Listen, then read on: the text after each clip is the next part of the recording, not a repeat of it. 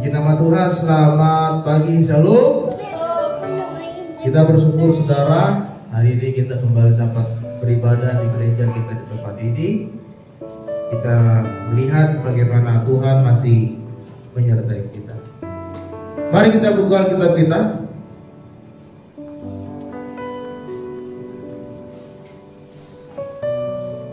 Kita buka dalam kitab Ibrani pasalnya yang ke-11 ayatnya yang ke-6. Kita baca hanya satu ayat saja saudara. Kitab Ibrani pasalnya yang ke-11 ayatnya yang ke-6.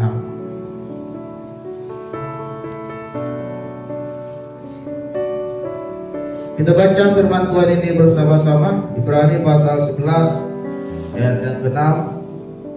2, 3, ya. Tetapi tanpa iman tidak mungkin orang berkenan kepada Allah. Sebab barang siapa berpaling kepada Allah, ia harus percaya bahwa Allah ada, dan Allah memberi upah kepada orang yang sungguh-sungguh mencari Dia. Tema firman Tuhan pagi hari ini adalah memiliki tindakan iman. Memiliki tindakan iman. Saudara, tindakan itu adalah adanya perbuatan yang kita lakukan terhadap pengharapan dan kepercayaan kita kepada Tuhan Yesus. Ya.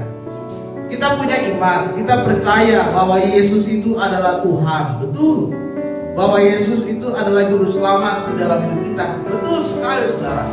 Tetapi harus ada yang kita lakukan untuk melihat apakah kita betul-betul percaya kepada Yesus. Yaitu kita harus melakukan yang dinamakan tindakan iman. Ibrani 11 ayat 6 tadi berkata, tanpa iman tidak mungkin orang berkenan kepada Allah. Ya. Tidak mungkin kita tidak percaya kepada Yesus tapi kita berkenan, gak mungkin. Ya. Tanpa iman kita tidak mungkin berkenan. Berkenan itu adalah kita disenangi, kita diakui sebagai anak-anak Allah. Tanpa iman tidak mungkin orang berkenan kepada Allah. Sebab barang siapa berpaling kepada Allah, dia harus percaya. Saudara, iman yang kita harus miliki saat ini adalah iman yang sungguh-sungguh percaya kepada Yesus. Jangan iman yang ragu-ragu kepada Yesus atau iman yang kecewa kepada Tuhan. Apakah di sini ada yang memiliki kekecewaan kepada Tuhan? Apakah kita masih kecewa saat ini kepada Tuhan? Tuhan, kenapa saya dilahirkan di tengah-tengah keluarga yang seperti ini? Tuhan, kenapa saya berada di orang tua saya yang susah? Orang tua saya yang meninggalkan saya, orang tua saya yang harus bercerai, orang tua saya yang hidupnya susah. Tapi orang lain lihat hidupnya bahagia, keluarganya lengkap. Apakah saudara saat ini sedang memiliki kekecewaan seperti itu kepada Tuhan?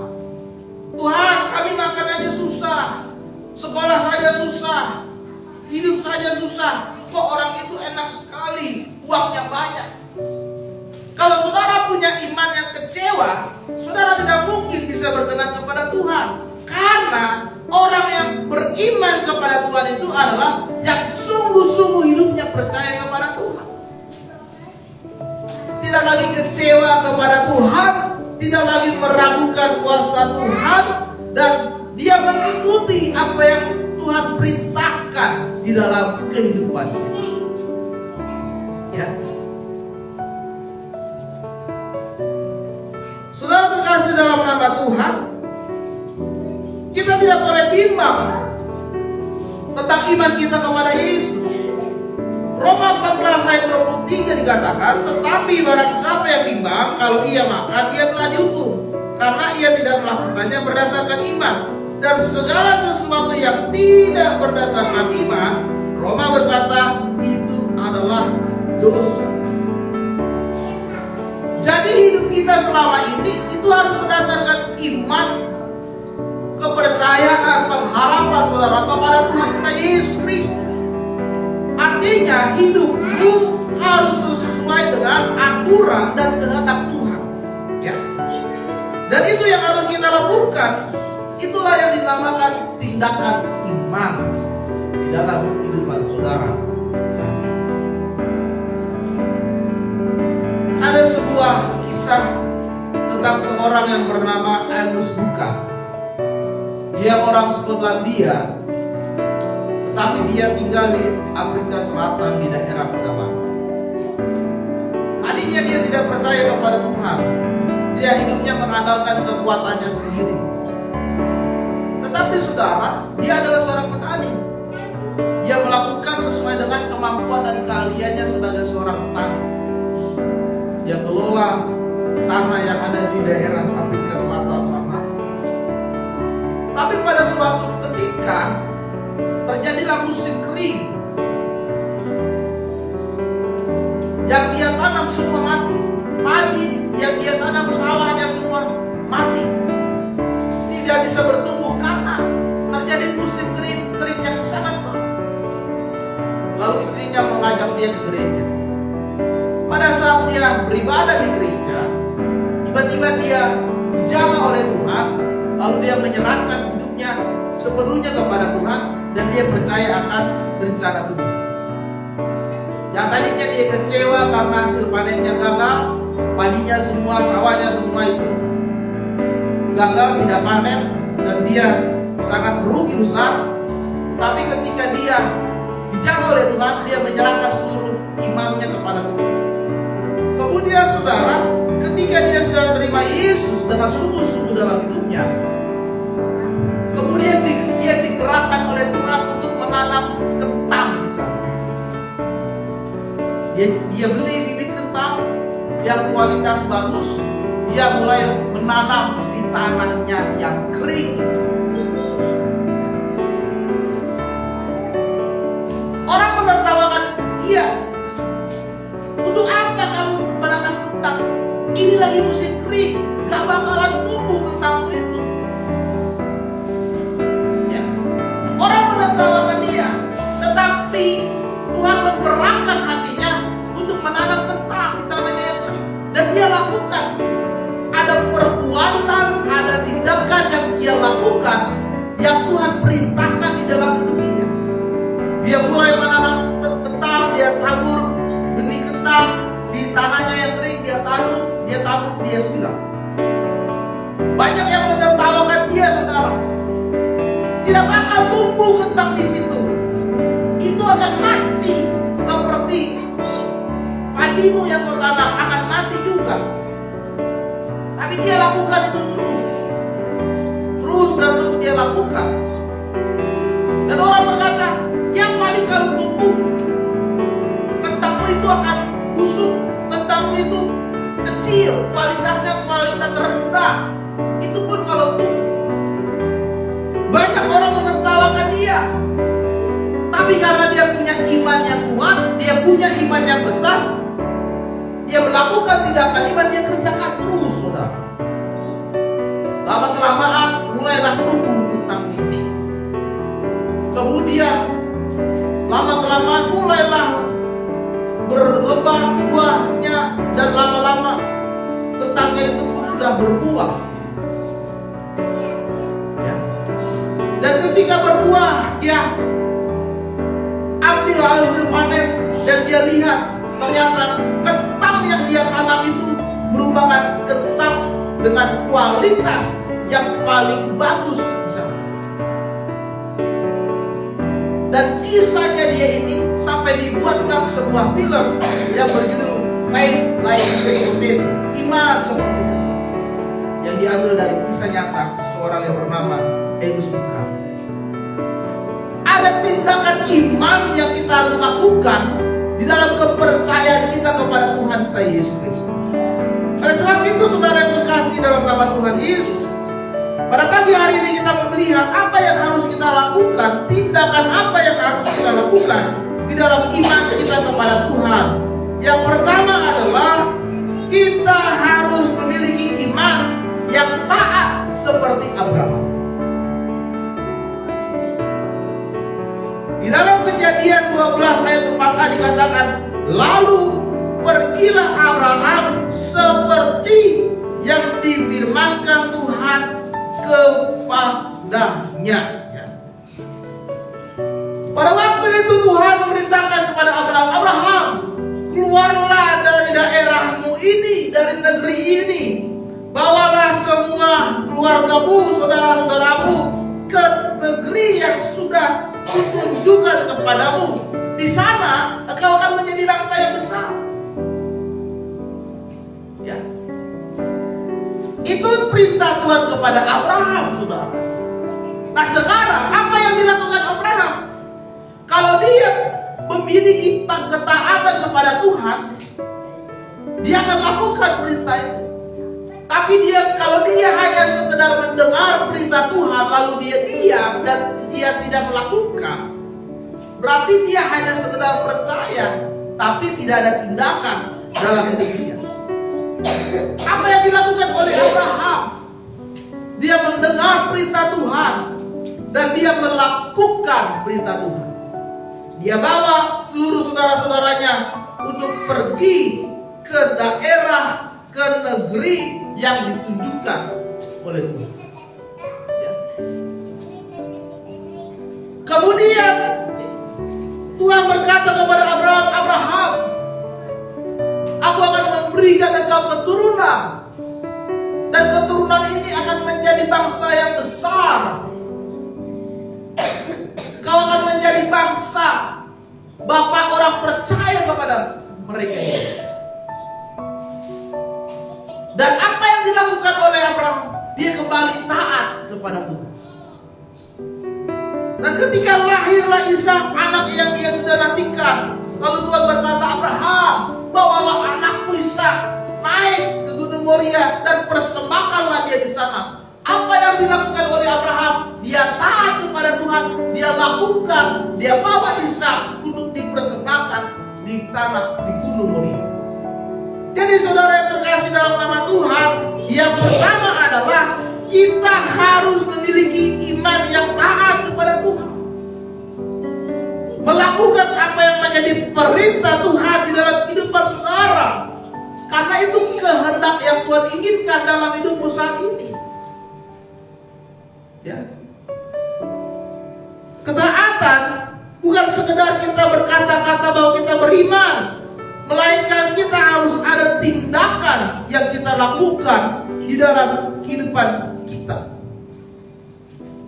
Abraham tidak pernah bertanya, Tuhan untuk apa ini? Tuhan untuk apa kami dibawa ke negeri ini? Tuhan untuk apa saya mempersembahkan anak saya Ishak?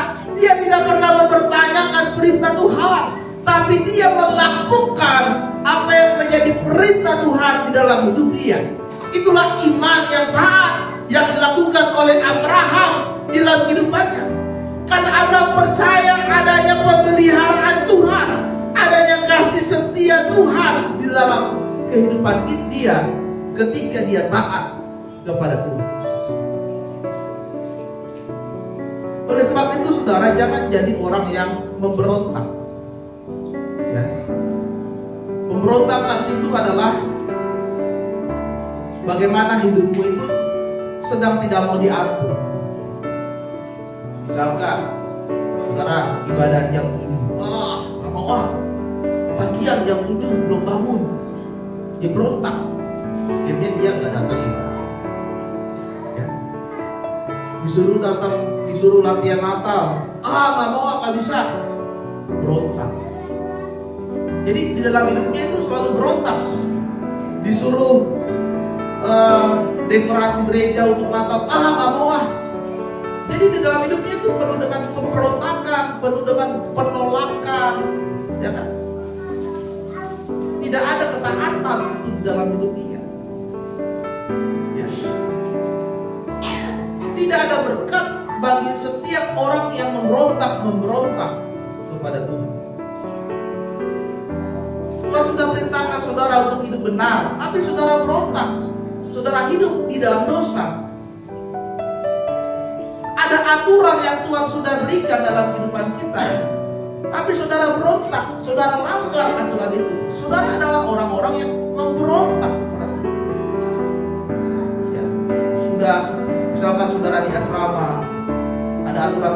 pacaran, tapi saudara pacaran, saudara memberontak. Ya. Fokusnya itu adalah belajar, tapi malah pacaran, saudara memberontak. Misalkan ada aturan tidak boleh datang terlambat sekolah, saudara datang terlambat, berarti saudara memberontak. Ya. Minggu yang lalu saya mendatangi salah satu rumah murid kami, karena dia absennya sudah banyak. Bersama dengan wali kelasnya dan pengurus kelasnya kita datang. Rumahnya jauh sekali saudara. Rumahnya di Marunda. Dari tempat kami, sekolah kami itu 1,5 jam ke sana. Kami naik Ciklingko, kemudian dari Tanjung Priuk naik lagi lanjut Ciklingko ke rumah susun Marunda, sampai ke rumah Pitung Marunda, sebelahnya rumah susun. Sudah banyak absennya, ditelepon susah, tidak pernah diangkat, di WA tidak pernah dibalas. Akhirnya kami visit ke sana. Ya. Dan di sana kita sudah kasih surat pengunduran diri, tanda tangan orang tua, tanda tangan anaknya, ya sudah. Akhirnya anaknya berhenti.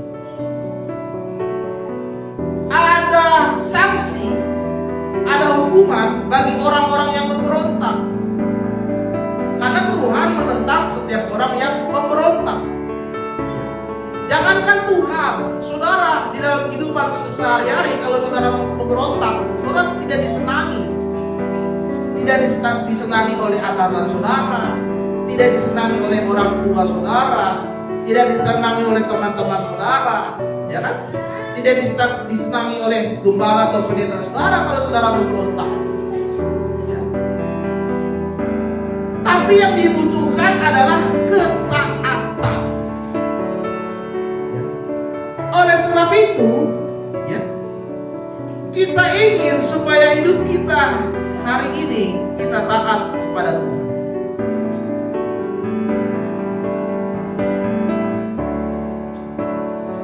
Kita taat kepada Tuhan.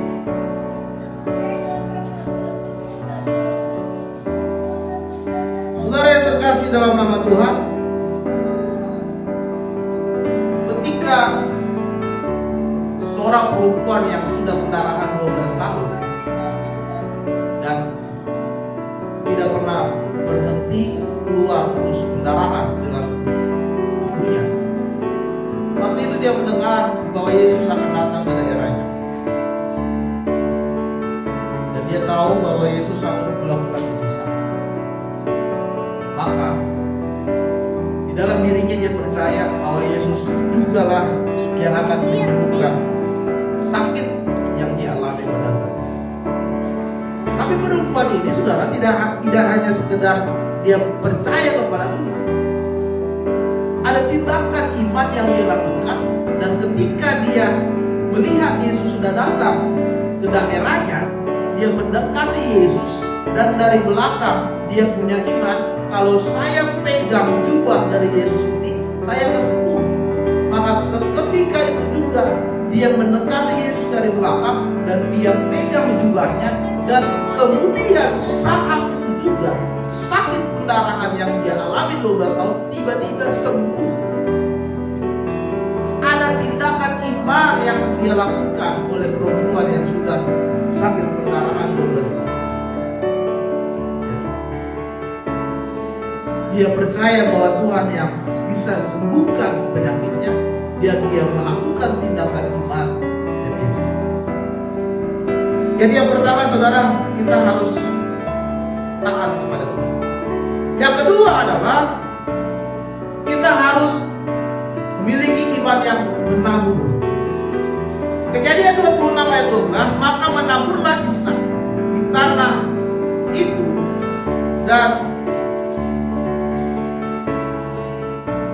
dalam tahun itu juga ia mendapatkan hasil 100 kali lipat, sebab ia diberkati oleh Tuhan.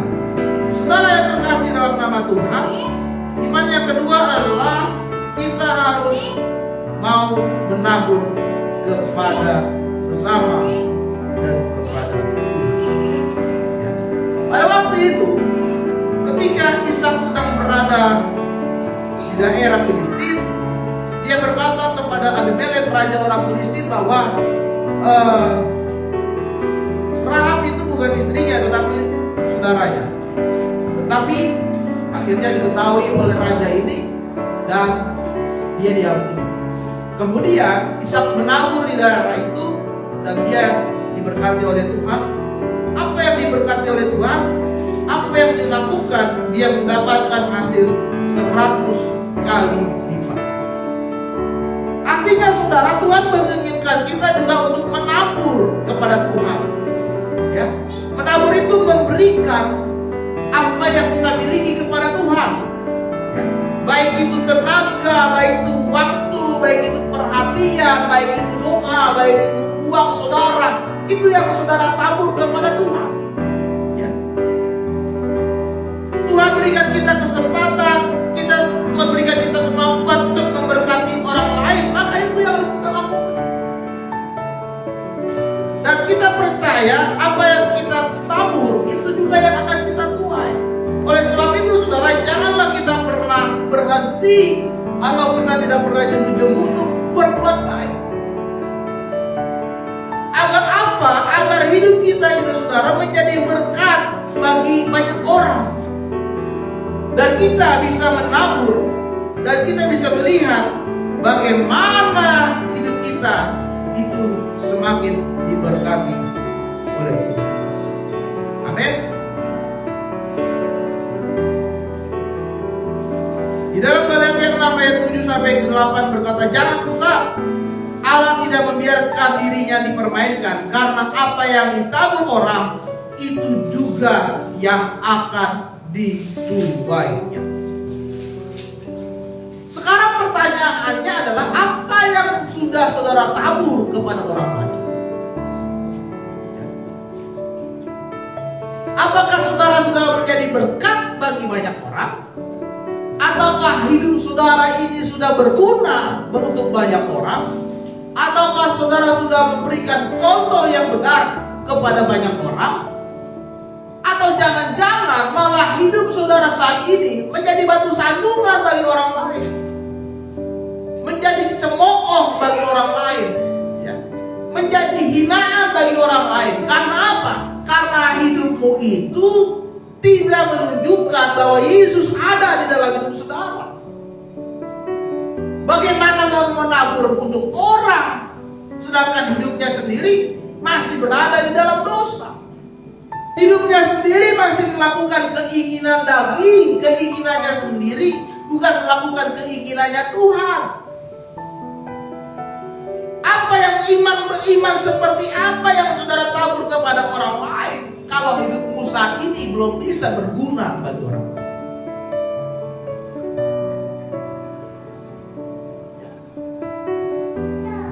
Ketika Yusuf dijual oleh saudara-saudaranya, kemudian Tuhan pakai dia sampai dia menjadi seorang perdana menteri di daerah Mesir. Kemudian pada saat itu sedang terjadi kelaparan di sana. Lalu saudara-saudaranya datang ke Mesir untuk mencari makan. Apa yang dilakukan oleh Yusuf? Apakah dia sakit hati karena waktu itu saudaranya sudah membuang dan menjual dia? Apakah dia mengusir saudaranya untuk keluar dari daerah Mesir? Tidak. Yang dilakukan oleh Yusuf adalah dia memanggil saudaranya, dia ajak ke istana, dan dia ajak makan bersama. Ya. Dia tahu saudaranya sudah melakukan apa yang jahat kepada dia, tetapi Yusuf menabur kebaikan dari kejahatan yang dialami ke dalam hidupnya. Jadi saudara, mari kita menabur untuk Tuhan saat ini. Menabur itu bukan hanya sekedar berbicara tentang uang, tetapi apa yang kau miliki saat ini. Kau punya kemampuan, kau punya bakat, kau punya keterampilan, punya keahlian, punya waktu, punya tenaga. Itu yang saudara berikan kepada sesama dan kepada Tuhan.